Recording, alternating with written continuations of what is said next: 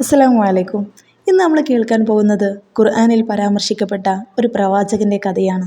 പലർക്കും പരിചിതമല്ലായിരിക്കാം ഈ പേര്, ദുൽകിഫിൽ നബി അലൈഹിസ്സലാം. ഖുർആനിൽ വെറും 2 സ്ഥലങ്ങളിൽ മാത്രമാണ് അദ്ദേഹത്തിൻ്റെ പേര് വരുന്നത്.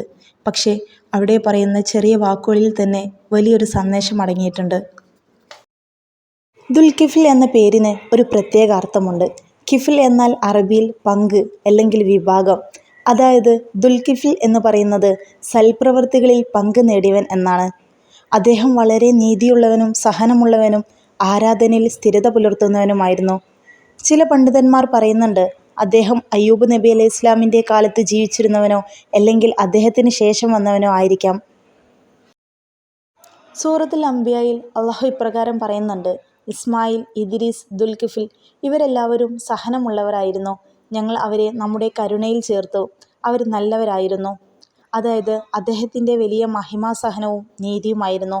പല ചരിത്രകാരന്മാരും ഇപ്രകാരം പറയുന്നുണ്ട്: അദ്ദേഹം അധിക ദിവസങ്ങളിലും നോമ്പെടുക്കുമായിരുന്നു. രാത്രിയിൽ നമസ്കാരത്തിന് സ്ഥിരത പുലർത്തും.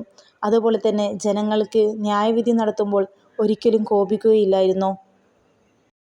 പ്രിയമുള്ളവരെ, ദുൽകിഫിൽ നബി അലൈഹി ഇസ്ലാമിൻ്റെ ജീവിതം നമുക്ക് ഒരുപാട് പാഠങ്ങൾ പഠിപ്പിക്കുന്നുണ്ട്.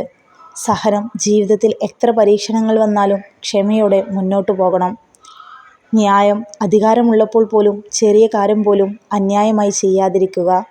ആരാധനയിലുള്ള സ്ഥിരത, ഒരു ദിവസം മാത്രമല്ല ജീവിതം മുഴുവൻ അള്ളാഹുവിൻ്റെ ആരാധനയിൽ ഉറച്ചു നിൽക്കുക. ഈ 3 ഗുണങ്ങൾ കൊണ്ടാണ് അദ്ദേഹം ഖുർആനിൽ സ്മരിക്കപ്പെട്ടത്. നമുക്ക് അദ്ദേഹത്തിൻ്റെ ജീവിതം മനസ്സിലാക്കി തരുന്നത് ഒരു നല്ല മനുഷ്യൻ ആകാൻ വലിയ കഥകളോ അത്ഭുതങ്ങളോ വേണ്ട. ചെറിയ കാര്യങ്ങളിൽ സഹനം, നീതി, ആരാധനയിൽ സ്ഥിരത ഇവയൊക്കെ ഉണ്ടായാൽ മാത്രം മതിയാകും. ഇന്ന് ദുൽകിഫിൽ നബി അലൈഹി ഇസ്ലാമിൻ്റെ കഥ കേട്ടു. ഇൻഷാ അല്ലാഹ് അടുത്ത വീഡിയോയിൽ മറ്റൊരു പ്രവാചകൻ്റെ ജീവിതവുമായി കണ്ടുമുട്ടാം. വീഡിയോ ലൈക്ക് ചെയ്യാനും ഷെയർ ചെയ്യാനും സബ്സ്ക്രൈബ് ചെയ്യാനും മറക്കരുത്. കൂടാതെ നിങ്ങളുടെ നിർദ്ദേശങ്ങളും വിമർശനങ്ങളും കമൻ്റായി രേഖപ്പെടുത്തുക. അസ്സലാമു അലൈക്കും.